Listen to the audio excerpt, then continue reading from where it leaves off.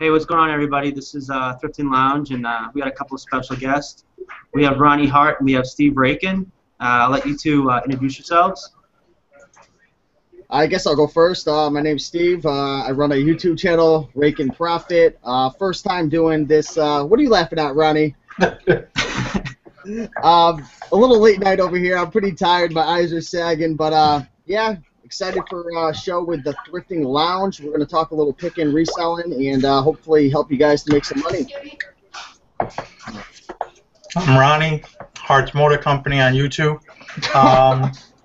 Just tired and, hoping to, I don't know, share some wealth.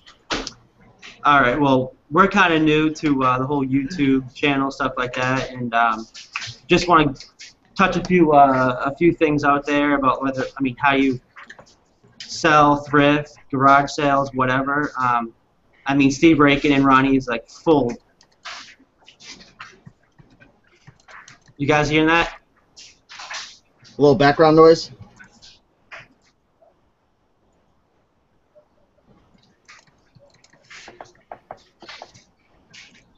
There we go. A little background noise. You're doing good. Is it over now? Yeah, you're good. Yeah, I muted it. I was like, what the heck? Anyways, Steve, when you're out shopping, what kind of tags? I know you know a lot about your brands and stuff like that. What do you mainly, when you go into the store, what's your first section you try to hit? I usually try to go towards the higher end stuff. So usually the blazers, sports coats, and suits I'll go towards first, or jackets. That's usually like the first clothing part I'll go to. But sometimes, I like to go through the electronic area first, or maybe even like the board games or video games to see what they have. But usually my main goal is to hit the stuff that is going to have the most profit potential first, and then kind of go slowly down the line from there. And what about you, Ronnie? I mainly I will buy and sell anything if it makes money. Mostly clothing, but, as yard sales now come, it's going to be a little bit of everything. I shoot for a higher price point. Most months my average is probably like $50 to $55 per item sold, so that's where I try to shoot most of the time. Yeah, that's cool. I've kind of got my sales up to around $35, $38, and that's only been the last 2 months. I've been really kicking the high-priced items, but I've also been getting like a couple of returns, whether it's for someone that doesn't fit in their size or something like that. Have you guys been getting a lot of returns lately? I had one today. It was on a Neiman Marcus 100% wool. It was a pullover sweater, and I said that it was in excellent condition, which I thought it was, but I ended up missing there was like a hole around the sleeve area, and the guy actually contacted me. And the funny thing is, when you mess something up, these eBay sellers, these eBay buyers, they will rip your throat off sometimes. And it's like you ruin their whole day. This guy messages me, and he's like, "What are you, blind?" That's his first thing that he says to me. He goes, "What are you, blind?" He goes, "There was a little tiny pinhole in the sleeve area." And I'm like, "A pinhole in the sleeve area?" I'm like, so he's freaking out on me. And I was like, you know what? I just gave him a full refund. I said, keep the item, because you got to feel it out. Like, if you get the wrong buyer, he's going to start an item is not described. He's going to get his money back. Then he's going to leave negative feedback. So I just like to take care of him and get it over with. Yeah, what about that, though? This guy is actually sending me back Brooks Brothers brand new without tag shirt. It's actually one that I personally purchased myself, for myself, and it didn't fit me. And I was like, all right, I'm just going to sell it. And so I was listed for like 24 bucks, sold within 15 minutes, my fastest sale ever. Sent it right to him that same day. And then 2 days ago, I get a message from eBay, not the guy asking me, hey, he got the message through eBay saying, oh, this shirt is not new, it's pre-owned, there's stains on the collar and the cuffs. And I'm like, the first thing I did was call right up to eBay. I'm like, hey, look at this item, give them the item number. They look through it. I talked to 2 different people. They said, hey, through your pictures, that thing looks brand new. It looks like never worn. And I said, exactly. They go, well, if you get it back and you notice a stain, then, let us know, and we'll escalate for you and see what we can do. Because one thing that really threw me off, sometimes I'll research on these sellers or the buyers, this guy's name was Z Caterers. So my guess thinking is that, you know, he's a caterer. He might have had something, you know, he might have gotten something on the shirt and he wants a refund or something, or buyer's remorse. But I was definitely not happy. See, you got to be careful. Like when I first got started, I'm not sure if Ronnie, you were doing this too, but when I first got started, I was trying to get away with a lot of new without tag stuff. But then you realize that these buyers, like, they're looking for a reason to return the item at times. Like, they're looking for a little flaw. If you put new without tags, like, a lot of times you're going to get a lot of returns because they're expecting it to be, like, brand new. So usually I sell it. It's either going to be new with tags or it's going to be pre-owned, because when you go new without tags, you're playing a risky game. Yeah, I think I'm done doing that. I mean, what do you think about that, Ronnie? I don't do it per se very often. I mean, every once in a while you can tell that it is, but very seldom. And I rather just not deal with the headaches and list it as a worn once or something, or, you know, excellent condition. Just let it go. I agree with you. I do the same thing because I think it just opens up too many avenues for people to make a complaint that you can't fight. You know, because it's so subjective to say it's new without tags. Like with Kevin, he knew his was new without tags, but still he can't defend that really. You know, there's no defense to that. So I think it's a risky game too, unless you're so convinced that it's new without tags because you bought it. I just don't even do it myself either. But even if they want to get a return on eBay, all they have to do is hit the item is not described button, and I don't think there's any possible way that you could win. Yeah. Yeah. Do you find that you mostly just refund people without fighting too many things? Yeah, I mean, just because the profit margins are so high with clothing especially, you know, like, I've already got it in my mind that returns are going to happen. It's part of the game with any business you run, especially when you're selling physical, you know, products. You're going to get returns, and, you know, if you want to, what separates, in my opinion, the good sellers and the bad sellers, based on your feedback, is how do you handle when things go wrong. When things are going right, anyone, you know, can do a good job, and everyone's going to be having a smile on their face. But when things go wrong, how are you going to handle it? You're going to take care of the customer, or are you going to, you know, give them the runaround? And most people are good, decent people, from my experience. Most people are honest, and, you know, once in a while, you know, we make a mistake. We're only human, but, you know, 99% of people are good. Only 1% is really those nasty buyers who are just trying to, like, pull the wool over your eyes, and, you know. Agreed. I don't know, that's my opinion. No, I'm right there with you. Sorry, Kev. Good. Yeah. Now, see, I've always tried to, like, I think when I first started selling, the first thing I really was interested in was the sport coats, because I used to sell cars. I used to wear them myself, so I knew a lot about them. And actually today I just sold a Ralph Lauren silk blend for about $45. Got it for $7. And Nice. it was actually half off. This place out in Orlando, they're kind of expensive, but I nailed them with all, like, their half off items that they had. I mean, they had a bunch of Brooks Brothers, Ralph Lauren. They even had a nice Ralph Lauren Suicide Skier shirt. I didn't grab it though. They want $150 for it. I'm like, yeah, you know, yeah. They wanted $150. They knew what they were looking at, and I mean, they had, like, Ferragamo shoes, Coach shoes, a bunch of designer brand shoes, all in their cases for retail. You know, and I'm like, ridiculous. I go to pay. They're like, oh, you gotta pay. You gotta grab. If you pay, it can't be credit card. It has to be cash. I'm like, you guys are humongous. Why? What's up with that? You know? But I don't know. Josh, you have any questions? Yeah, actually, I was going to ask a question to Steve and Ronnie. When I go out and I look, like, there's a lot of dollar days here in Las Vegas where I live, and so I go out to a lot of the dollar days, and I always do this. Game where I do, like, an investment. I do like a 10 spot. You know, like, can I spot this thing 10 times what I bought it for? And so I do a lot of those. I don't know if you guys ever do that when you're out thrifting or out sourcing.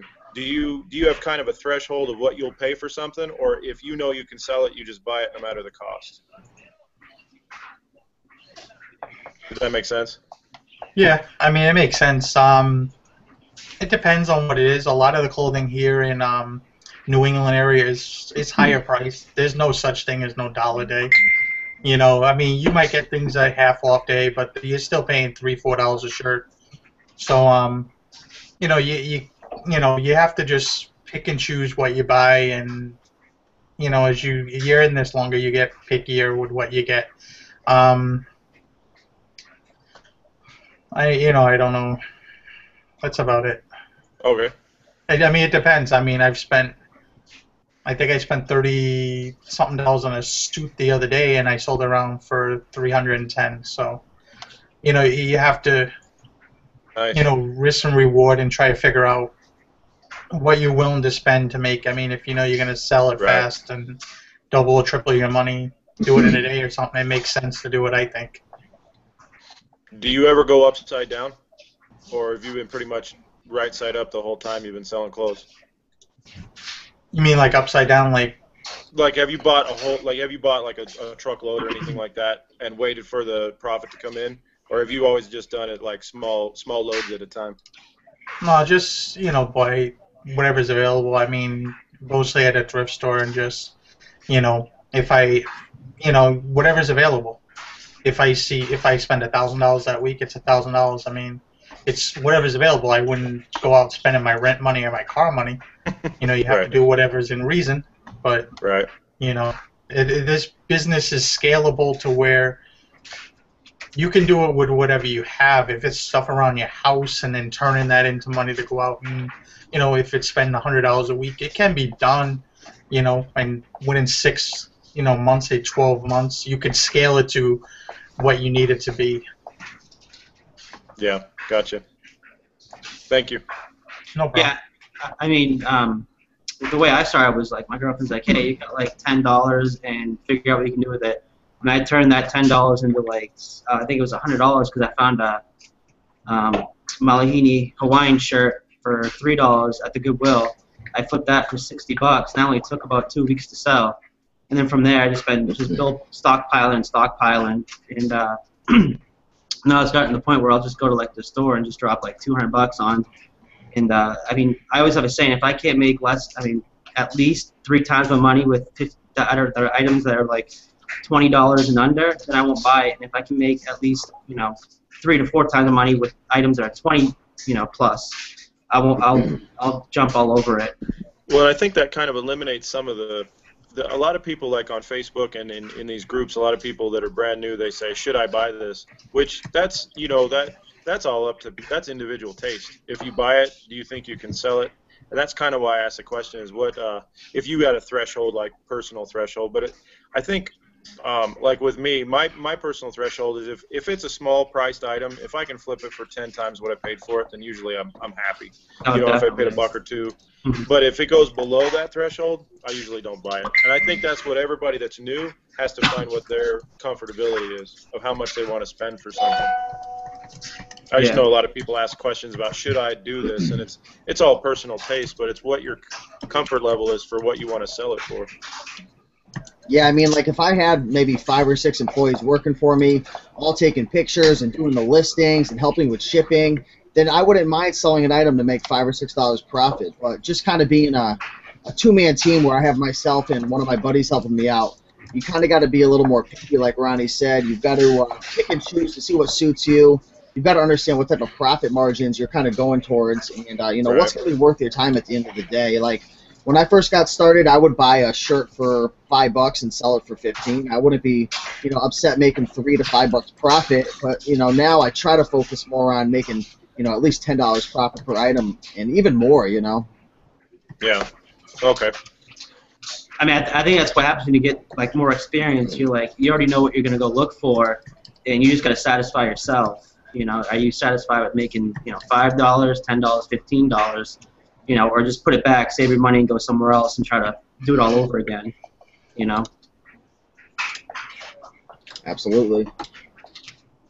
Now, what do you guys do? Like when you guys plan out your trips, do you guys do you guys have an app or anything, or do you just like say, hey, let's see what we have around here in this section of town or whatever? Plan it ahead of time. I mean, like if I go to Boston, there's certain stores I basically know. I don't even need the GPS anymore. I know, basically where the Goodwills are, the Savers, the Salvation Armies, even some of the smaller ones. And I'll plan my route depending on what time of day I go there, because I don't want to get stuck in Boston, at the wrong time. Yeah. And like the same thing when I met up with Raiken a few weeks ago. We went to some places in Massachusetts and Rhode Island, and it's all places I kind of know. I know back of my hand how to get to them. I mean, it's just you have an idea. I mean, you might miss little places here and there, but for the most part, I just went to Buffalo, went on Google, and within 2-3 minutes found out, okay, there's 10 different Goodwills or Savers in the Buffalo area, and mapped them all out and figured out which ones would be best to go to. Yeah, I'm kind of the same way. I mean, a lot of the thrift stores that I visit, I go often, and I kind of know where they are. I kind of already have a route. I've got about 5 or 6 thrift stores that I hit kind of like on a weekly or a bi-weekly basis. So, if I'm going to spend a whole day, then I've kind of, I already got something in mind. Maybe I'll plan something out if I'm going to go really far. But, I mean, recently I just find so much stuff that I don't really have to go to more than a few thrift stores around me. Like, if I really, like I said, if I had a whole bunch of employees and I had warehouse space and people helping with shipping and all this, I mean, I could really go crazy. There's so much inventory out there, just depending on what your business model is. Now, Steve, if you don't mind, go ahead. Is that what you're striving for? Your ultimate goal? I'm not really sure how far I want to push this. Right now I'm kind of focusing on a whole bunch of different types of businesses, Craigslist, eBay, doing some Amazon Kindle publishing, obviously putting out some of my own products. But an eBay business is a very hands-on business. You've got to be there pretty much unless you create systems and put them in place. But right now I'm kind of just going with the flow, slowly growing, and just going to see what's going to happen. But I'm looking for more types of passive income at this point. I really like the internet. I'm maybe thinking about getting more into like building websites and stuff like that. But you never really know where it's going to take you. Steve, if you don't mind me asking, about how many listings do you carry a month or at any one time? Like I said, it's been slowly growing. I think right now I'm up to somewhere around maybe 550 or 600 listings on eBay. And I probably, in my Amazon store, I probably got, I don't know, 500 to 700 items in there, maybe something around there. How about you, Ronnie? How many do you carry? I think I have like about 800 listings. It fluctuates between 8 and 850 this past month. I really haven't put much effort into it, with that being said. But goal is to get to about 2,000 before the end of the year. And do you guys find that you have a lot of passive income coming just from old listings that just hang on and then they sell after a few months? Or do you just try to move that stuff as fast as you can? I mean, some things are short sales, some things sell fast. Some things are long tail items like suit jackets, or if you're listing leather jackets now, they might not sell for 4 to 6 months. So it's just getting the stuff, listing it, and just putting it there and forgetting about it in a way. I mean, yeah, and just waiting for that one buyer to come and pick it up, and that's what it is. Cool. It's pretty much how it is. I mean, me and Ronnie, we pretty much, most of my items are buy it now, and we're priced more towards the higher end. And like you said, you're just looking for that one buyer to come along, and the profit margins are so high. I mean, are you willing to risk $5 to $10 to make 80 to 150 6 months down the road? Like that's not a bad flip for me. So, right. But they trickle. There's items that you have and they sell 9 months down the road. You just kind of forget about them. But the most important thing is to just get the listings up. Just get them out there, and usually the more listings you have, the more money you're going to make, the more profit you're going to make. If you're focusing on good brands and profitable items. Now, I actually just found like 3 almost full-size mannequins and 3 really heavy mannequin heads, and it was weird because I was gonna buy some, and then I found them behind a mall. It was like they're like brand new, and now I'm thinking about, should I go back and relist them? I mean, not relist them, but go through some of my items and retake pictures with them on the mannequin, or is that just wasting my time? I mean, what do you guys think? How are you taking your pictures right now? I've been taking them, put them on the floor on like a polyester fabric on the floor, and then just putting the putting the sleeves to like straight down like this, Yeah. and just taking shots. As long as it looks clean, you've got the measurements in there, you've got, everything done. I mean, I would just probably leave it. It might help a little bit, but probably wouldn't be worth your time unless you're selling things that could sell for like potentially like maybe $70 or more. If it's only going to sell for 20 or 30 bucks, I would just leave it and, Yeah, because I was thinking the ones that are going for about $100, $200 in those items. I was thinking, just do the front and the back on the mannequin, and then leave the breast. Because I usually cut out the background anyways, and it looks just totally white because I have Photoshop.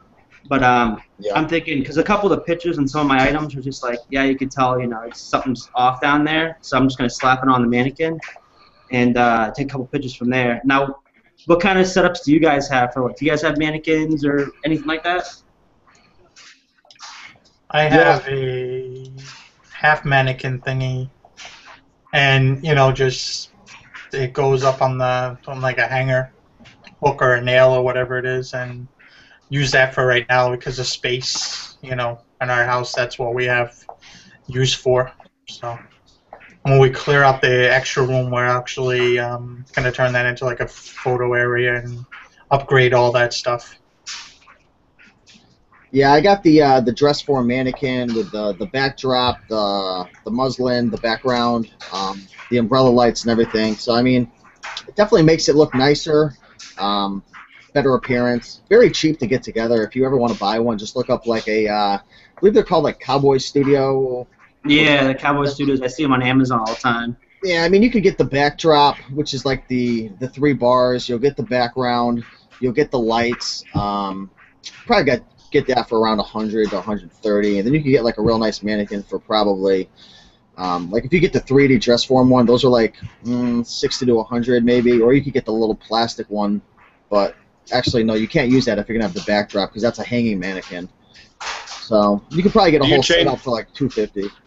Do you change your backdrop colors, Steve, for different color clothes? No, I don't. And the backdrop I'm using is kind of crappy now. It's just like a regular cloth. There is a better type of backdrop. It's like the one I have is like a cotton backdrop, and it kind of like gets wrinkles in it. It looks lousy right now. So I'm definitely looking to upgrade to a different color and a different material backdrop. I forgot what it's called, but no, I usually just keep the white. Cool. Okay. Now I have one more question for you guys. Can you guys give me your best find and sale and your worst find and sale?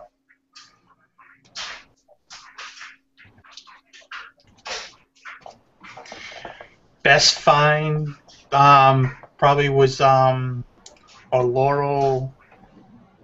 If I can't pronounce the name, Penina.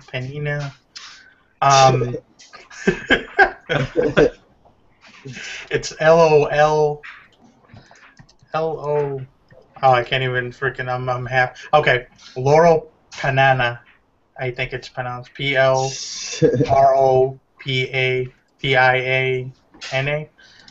It was a 100% cashmere, like sport jacket.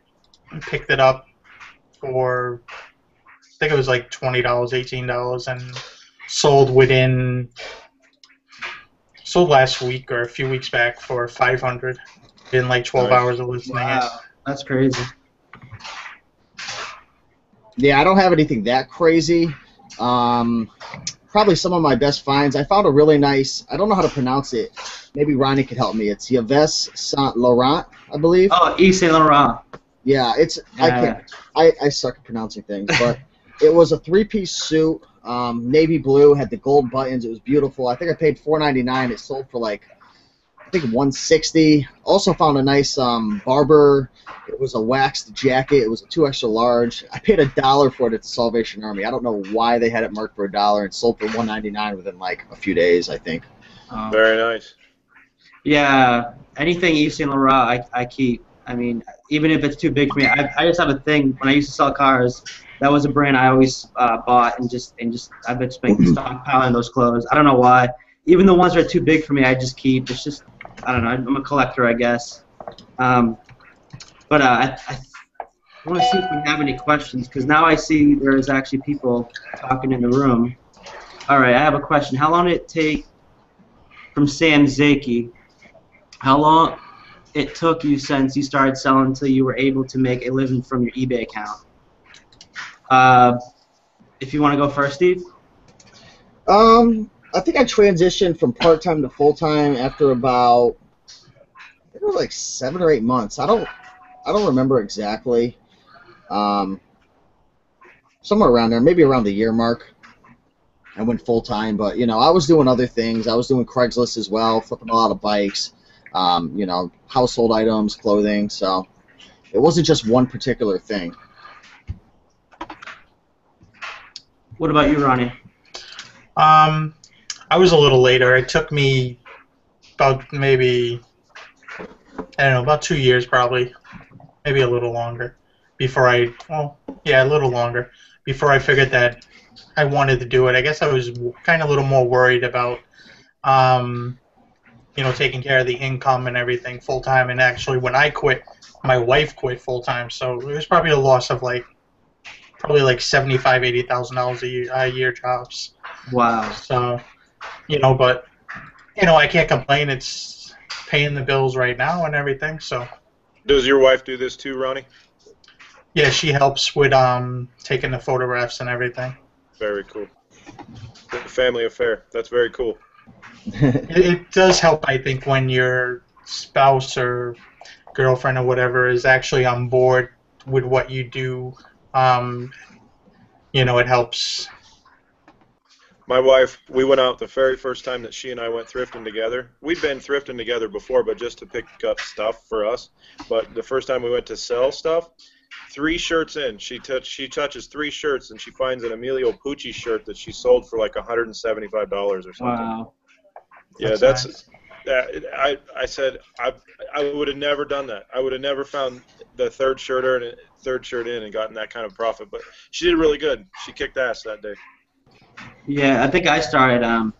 It was last year. We were going to Walmart, and me and my girlfriend were in the car, and we were just like, I really don't know how we're gonna pay our layaway for the kids' Christmas, and then I just started researching, just doing things, and I came across Raiken's page, and my jaw dropped with the prices and stuff he was selling. I'm like, no way.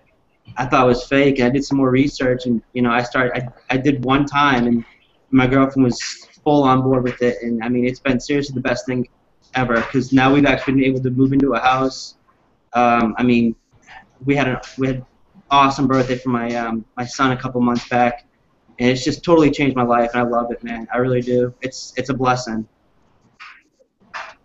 For sure. Awesome, man. That's a great story, brother. Yeah, no problem. That's what I like to hear. Yeah.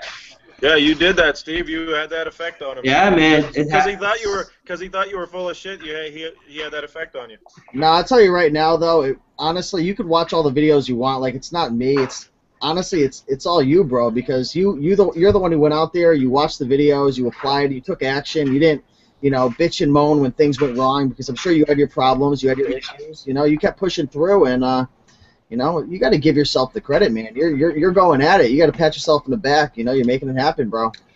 Yeah, man. It's just I was, sick of just being down on myself and stuff like that. And no matter what job I took, it was just like, it's only like, it's not really doing much for me. And then I started seeing this stuff and the income from it. I'm like, man. And my girlfriend loves it. She supported me for a little while, and now it's like the other way. And I'm like, dude, you know what? When I get this going, if I start making at least $3-4 grand a month, I'm just gonna have her quit a job so I can start going to different places. I got a connection that goes to Miami for auctions and estate sales, and he's actually one of the first ones that can go into the estate sales and pick through before anyone else. And I've been a few times with him, and he deals with like really expensive stuff. I don't even have enough money for that stuff yet, but I'm starting to get there, little by little, steps by steps.